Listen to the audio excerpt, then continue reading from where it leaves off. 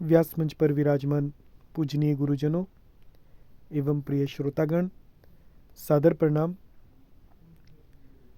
श्री राम जी सीता लक्ष्मण जी के साथ वन की ओर चले हैं और गंगा मैया के तट पर पहुंच गए। आज की चौपाइयों का आनंद लीजिए। गंगा मैया और श्री राम लक्ष्मण सीता जी का एक साथ दर्शन कीजिए।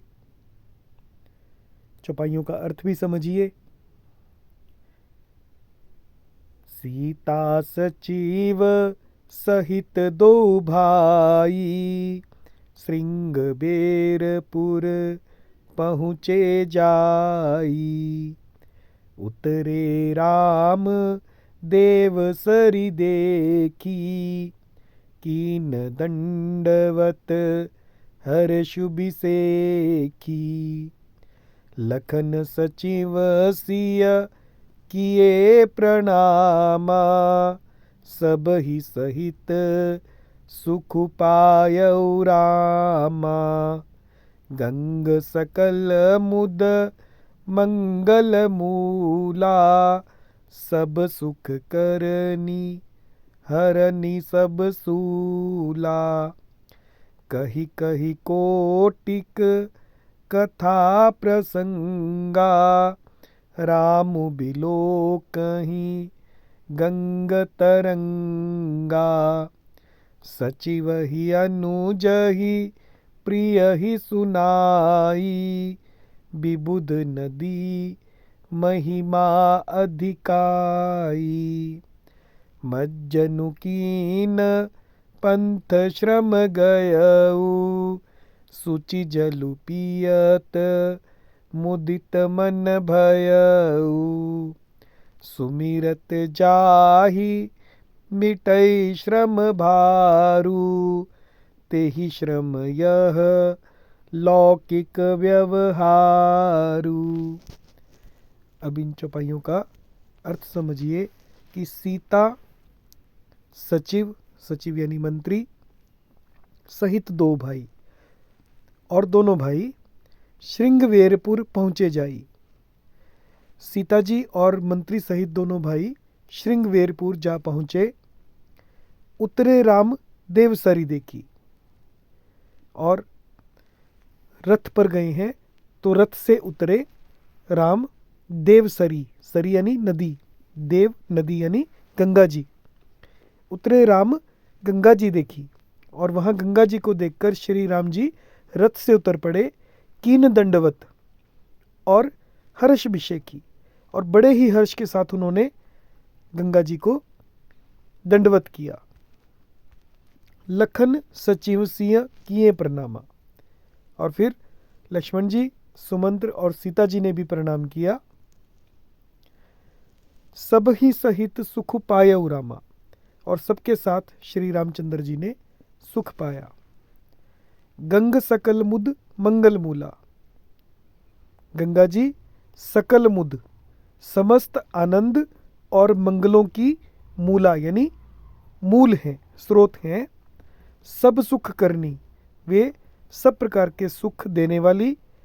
हरनी सब सूला, और सब पीड़ाओं को हरने वाली हैं।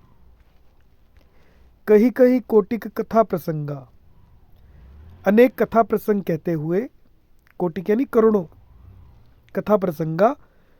रामु बिलो कहीं गंग तरंगा, गंगा जी के विषय में अनेक प्रकार की कथाएं कहते हुए रामु बिलो कहीं, राम जी देख रहे हैं गंगा जी की तरंगों की ओर। सचिव ही अनुज ही प्रिय ही सुनाई, और उन्होंने मंत्री को, अनुज ही यानी छोटे भाई लक्ष्मण जी को, और प्रिय यानी सीता जी को विबुध नदी, विबुध यानी देवताओं की नदी यानी गंगा जी की महिमा अधिकाई, बड़ी महिमा सुनाई। मज्जनु कीन, और स्नान किया। पंथ श्रम गयो, पंथ यानी रास्ते का थकान, रास्ते की थकान। गयो यानी सारा श्रम दूर हो गया। सुमिरत जाहि सुचि जल पियत मुदित मन भयो, और सुचि जल यानी पवित्र जल पीते ही मुदित मन भयो, मन प्रसन्न हो गया। और वास्तव में ऐसा ही होता है जब हम गंगा जी जाते हैं। सुमिरत जाहि मिटई श्रम भारू। अब श्री राम जी को श्रम कैसे हुआ? ये कह रहे हैं कि सुमिरत जाहि, जिनके नाम का सुमिरन करने मात्र से, मिटई श्रम भारू, भारी श्रम जो बार बार जन्म लेना, बार बार मर जाना, बार बार जन्म लेना, बार बार मर जाना, ये श्रम, महान श्रम मिट जाता है। तेहि श्रम यह लौकिक व्यवहारू, और उनको श्रम होना, श्री राम जी को श्रम होना, ये केवल एक नर लीला है, लौकिक व्यवहार है, क्योंकि वो इस समय मानव रूप में है। अब अगले कथा प्रसंग में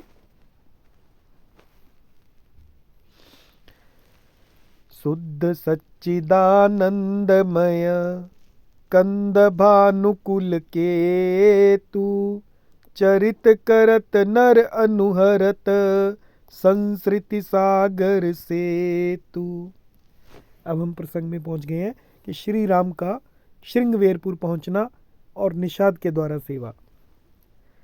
शुद्ध सत्य चित्त आनंदमय, यानी प्रकृतिजन्य त्रिगुणों से रहित, माया से अतीत, दिव्य मंगल विग्रह, कंद भानुकुल केतु, सच्चिदानंद कंद स्वरूप भानुकुल यानी सूर्यकुल के, केतु यानी ध्वजा, सूर्यकुल के ध्वजा रूप भगवान श्री रामचंद्र जी मनुष्यों के समान ऐसे चरित्र करते हैं। चरित करत नर अनुहरत, नर यानी मनुष्य के जैसे, अनुहरत यानी मनुष्य के जैसे, चरित करत ऐसी लीलाएं कर रहे हैं जैसे मनुष्य हो। संस्कृति सागर सेतु, जो संसार रूपी समुद्र के पार उतरने के लिए पुल के समान है। जय सिया राम।